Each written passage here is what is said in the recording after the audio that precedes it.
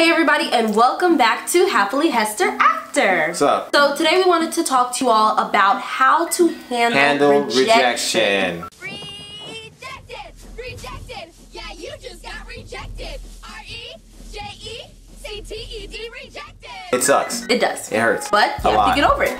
You're growing. If yeah, you're not an adult yet, you're gonna be an adult. You're gonna have to learn how to deal with rejection because it's an everyday thing. It happens in relationships. It happens at work. It happens at school. It happens at church. It happens in friendships. It just happens. And people say that, but we never really get over it anyway until we die. It still kind of hurt. You still be kind of like, my husband says, butt hurt. You still be kind of. No one ever gets over rejection. But here are ways to help you through rejection. Because getting rejected is like getting cut. And when you get cut, the scar never actually goes away. It's always still there. So if you deal with a lot of rejection in whatever capacity, you will always have those scars. But we are going to give you the cocoa butter to make those scars look better. Here we go. And it's important to deal with rejection because we talk about this amongst like our church and our friends a lot about how rejection leads to rebellion. So like Daryl will do something and I'll be like, ah man, you rejected me, so I'm gonna rebel. But it's true. When you're rejected, you're hurt and you act out, you lash out, and you try to hurt people. Hurt people, hurt people. The more you know. So today we're going to give you guys some tips about how to essentially alleviate the pain of rejection. Now we looked at our analytics and we noticed that a lot of you are between the ages of 24 and 35 and 18 to 25. So all of this information is going to be relevant to adults because as kids we already dealt with it. We're kind of past that stage of crying about it. Now we just sulk about it silently in our homes. So this is a better way of dealing with it. Step one. We're not really doing steps because I'm not gonna be able to keep up with it. But talk to somebody. Okay, the point of talking to somebody is to let them know exactly what happened, how it hurt, and what it did to you. Let it out. Let it out. And any counselor everything or you gotta say about it. Anybody, they'll just let it out. Do it. Let it out. 1, 2, 3. What do we call it? Venting. You gotta say let it out. 1, 2, 3. Let it out. 1, 2, 3. Ready? 1, 2. Let it out. No, we ain't do it like that. Anyway, you gotta let it out. So, for example, I was at work, and what happened was I had a gentleman that came to my desk, and he was asking for help, and I didn't help him the way that he felt like he should have been helped, and he was like, "Screw you, this sucks, I'm out of here." I wasn't rejected per se. I didn't feel rejected, but there was a sense where I was kind of like, "Oh, well, that kind of sucked." My wife about it, felt better afterward. Even when you're at work and you tell people like what just happened, it's important, and you just make sure you talk about it. Just let it out. Just let it out. You know? Or even like thinking about it work-minded, I recently applied for a bit of a promotion at work. And I'm completely, suitable for the job. I'm overqualified. Like it's not really much of a leap for me.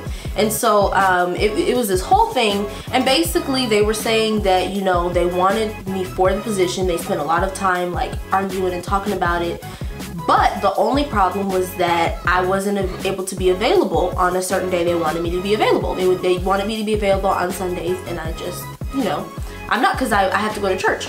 And, we tried to compromise, like, oh, maybe I can be available later on in the day, all this stuff. But at the end of the day, they were like, nah, we don't want to deal with it, basically. And, I was telling Daryl, like, it kind of was like, wow. Like, No. She was the most qualified person in that place. The most, like, managerial experience. She was awesome. I'm not gloating about her right now. But he was more rejected. I'm mad because that place has a bunch of garbage people in it and don't nobody know how to manage anything. She does though, and so it sucks. But and that was an experience where I was just like, wow, like that was straight up rejection. And she did talk about it. She came to me. We talked, and we still talk about it. Oh yeah. You know what I mean? So that's an ongoing thing. So another thing also about the getting through rejection is not being afraid to keep talking about it, because as I told you, scars stay. And sometimes you'll look at that scar and it still hurts. You can't ignore it. If you need to talk about it again, please do so. Don't be afraid to tell people that you're still feeling rejected. You might have just had a boy or a girl, you put the "do you like me?" check mark yes, check mark no, check mark maybe, and they check box. They put heck no. They created their own box. Dang. You know what I'm saying? They scratched a line through yes, no, maybe and put heck no. But you know what? that's okay. That's alright. That's okay. And another thing too, when something happens like that that's really like making you feel rejected, is to kind of get your mind off of it. Once you've talked about it, gotten it out, pull yourself away from the situation, distract yourself. You know, I spent, after everything happened with my work situation, I was like, well, that's fine. It was a Friday anyway. I was like, I'm about to enjoy my weekend. I'm gonna go out with my boo. When I come back on Monday, I'm gonna be alright. I'm gonna be alright, you know? So you have to kind of take yourself out of it for a moment. We like to laugh here, so we'll go watch funny movies. And you know, my husband, when I'm feeling like sad or rejected or anything, I like to talk to him because he makes me laugh. Just him and himself. You know, have that person around you who makes you laugh, or seek them out, or you know, like I said, funny movies. Laughter does a lot of healing. Laughter is good for the soul. And now let's get a little bit deeper. Let's say you got cheated on. Uh-oh. Yeah, we're talking about that. We're going there. Listen, that's heartbreak. That's pain. Your soul's crying out. You got a guitar and it's weeping. But wait, listen. This is what you got to do. You got to forget about it. Okay? You got to just let it go. At that point, you're in some serious doo-doo and you got to get out of it. And so what you got to do is you got to go to your friends, your family, and just go out. Get your mind off of that, because more than likely you're sitting in it. Don't sit in it. Don't be a baby that just dropped a big old dookie. Don't sit in it. Don't sit. That was a good one. Yeah, don't sit. You gotta change that. Don't cry over spilt milk. That's right. It's gone, boo. It's gone. It's gone. It's gone. Let it go. Let it go. You gotta change that dirty soiled diaper. Take that dookie diaper off, throw it away, and put on a nice clean diaper. Rejection really is a dirty diaper. It's like a dirty diaper. That's deep. Think about that. You got the dookie in it. The messy kind. The messy kind. It's like on your leg. You gotta take that thing off. You know that thing hurt. Wipe it up. That's why that baby cry like that. That's why they cry. That's why they get rashes and they mad. You know what I mean? Imagine sitting in your poop. You gonna be mad. Take that thing off. You gotta take it off. Get you a new diaper. You know what I'm saying? Get you some new pants. New shirt, because I'm sure it's all messed up at this point. You done messed everything up. There's dookie everywhere.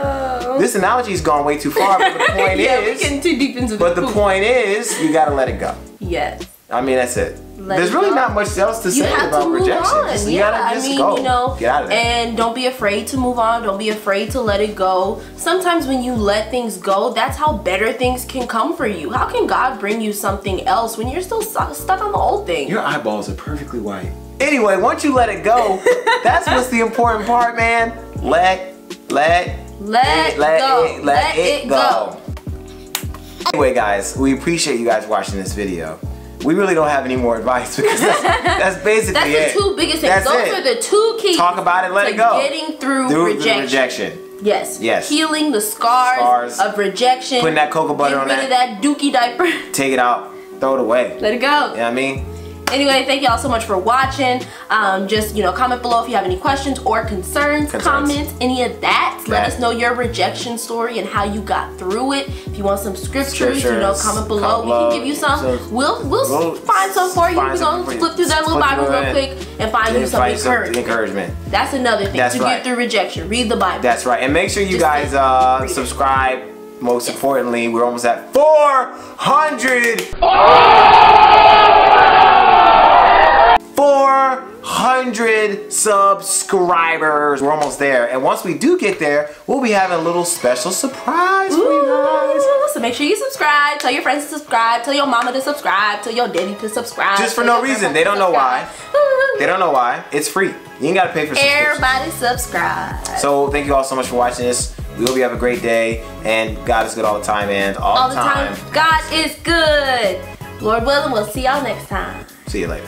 Oh, you did my sweeping way.